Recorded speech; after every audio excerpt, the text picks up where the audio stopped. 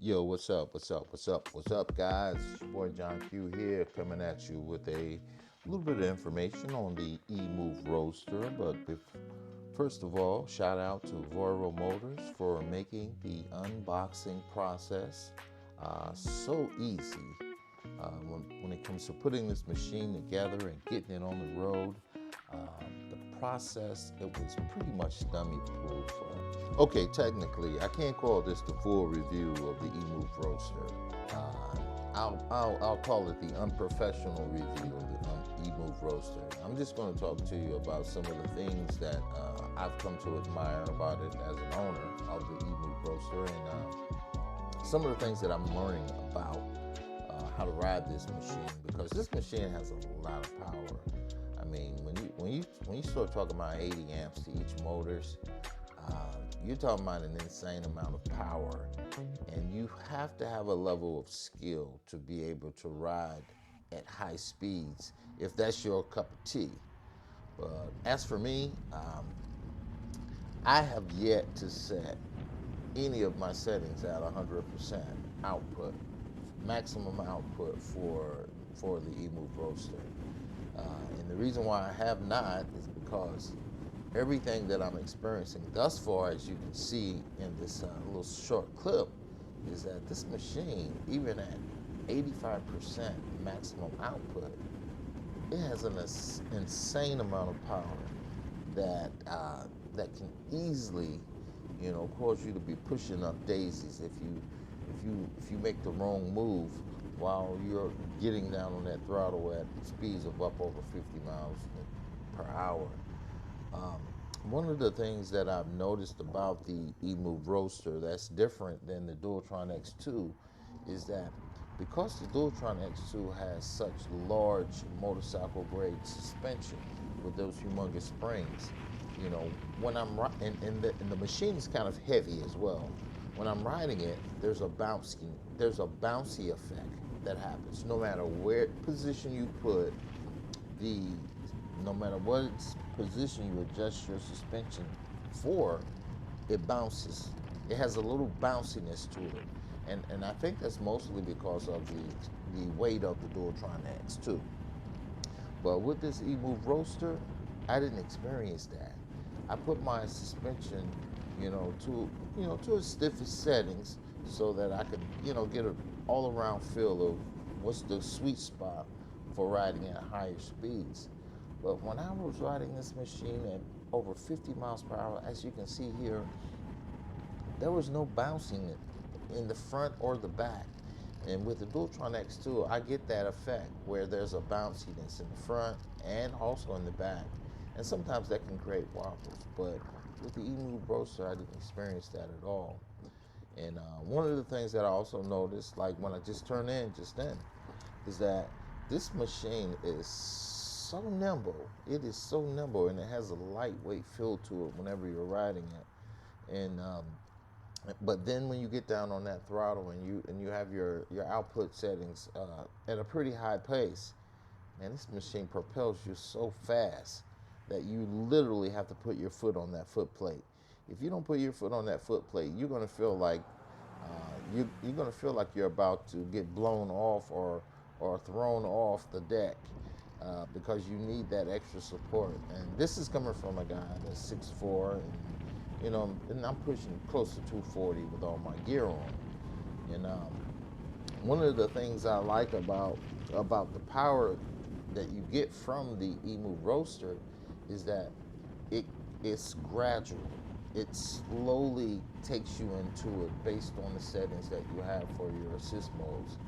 And so I broke it back down to 80. First it was 90%, then I broke it down to 85%. And right here in this video, I actually have the Emove Roadster at 85%. And then I have 4 and 4. I have 4 and 4 for the startup mode, and and I don't know how many amps I'm pushing to the motors with the maximum output set on 85%. But I do know that this machine is so fast. It is just so fast. I've ridden much faster than I'm about to ride on this skit right here, but this skit, it kind of humbled me a lot because, you know, I had my Rebelhorn motorcycle leather jacket on. I mean, it's a racing jacket. I mean, it's got all the bells and whistles, and plus it's very aerodynamic. And I'm rocking the Ruroc helmet as well.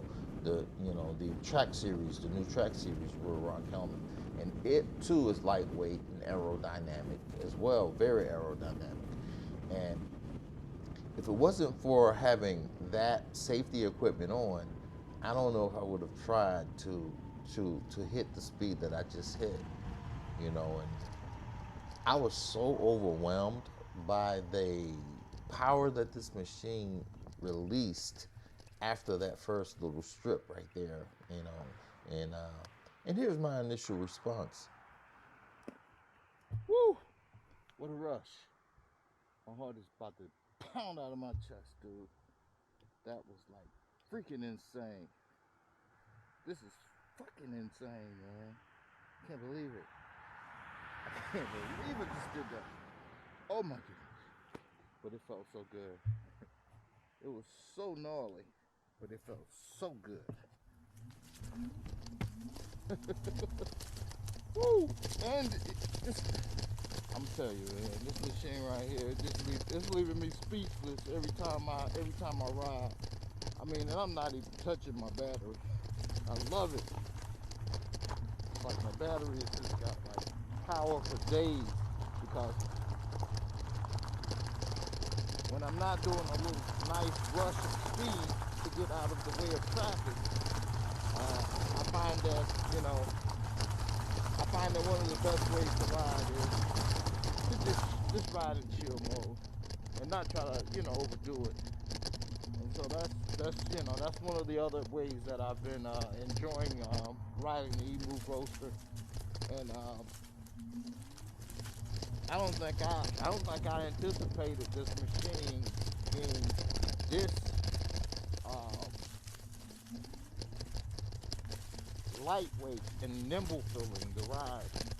I mean, it's like riding on a real lightweight material that, you know, that you don't know it's going to stay on the ground. It just might take off in the air. No, I'm just joking. But it feels that way a little bit.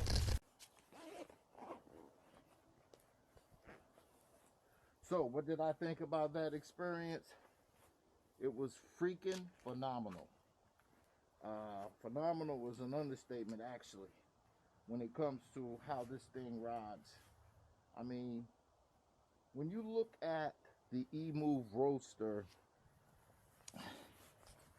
the ride quality and feel of this machine is so top notch.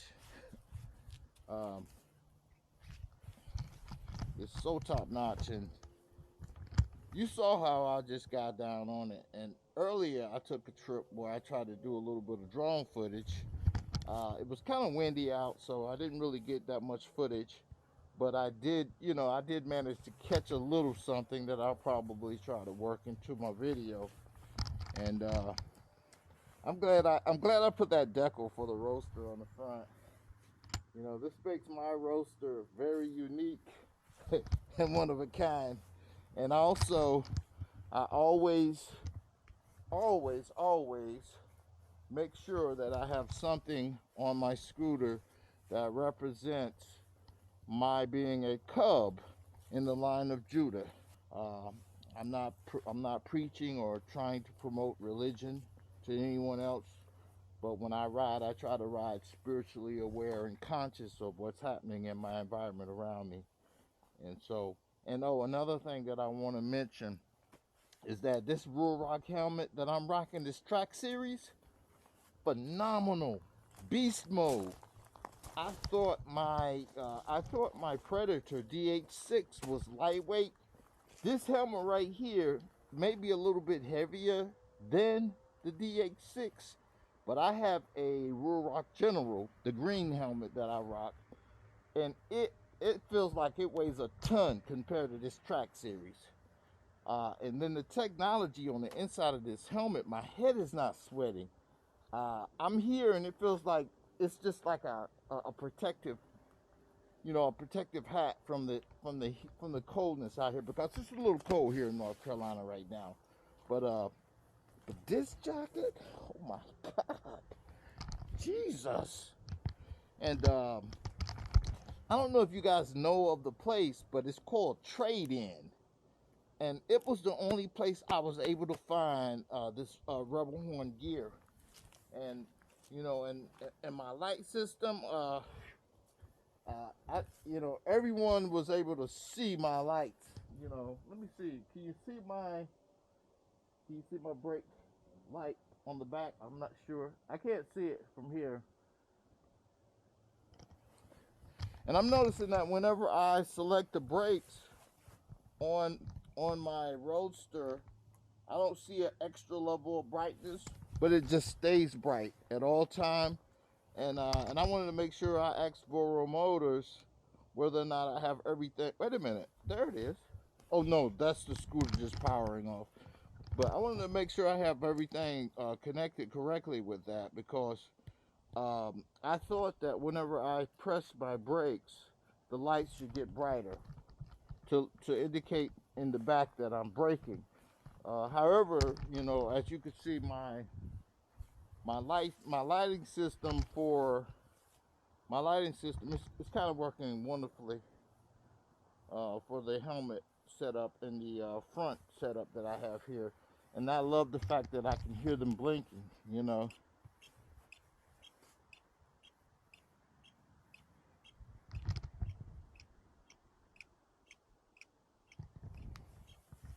And the other side.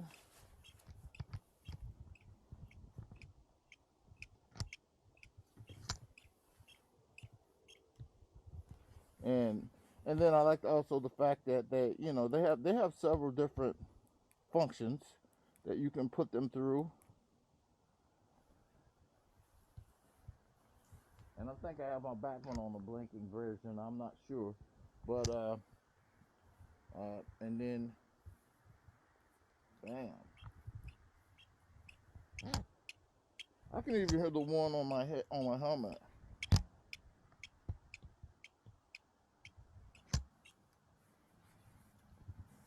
And then the brake sensor.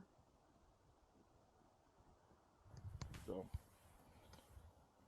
well, guys, it has been a real blast getting out here and riding the Emove Roadster and just dicing it up with a little bit of footage. I mean, I got so much footage already that I don't even know what I'm gonna do with the footage that I got now. I'm just storing them on external hard drives. Oh, that's a nice flash. Okay, so it powers off by just holding that center, and now I'm ready to take her in. But whew, Jesus, Emove Roadster, beast mode, right? Beast mode. And yes, you better get one before they get gone, because they are limited editions. And yeah. Oh, and my decal. Oh, I got a bug splat. My first bug splat.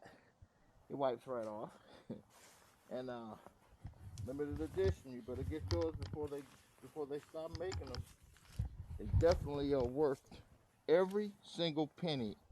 And I'm shocked that I'm actually shocked that Ruroc Motors was able to sell this Emove Roadster for the price that they're selling it at, considering the quality and craftsmanship of the body, as well as the power that this machine spits out. It's been a blast riding today, and I've enjoyed every second. Uh, I don't always record when I ride, but whenever I do, I try to make sure I get you guys some footage so that you can know exactly what you're getting yourself into whenever you get the Emove Roadster. So with that, it's time for me to make my way in, because the night lights are just coming on.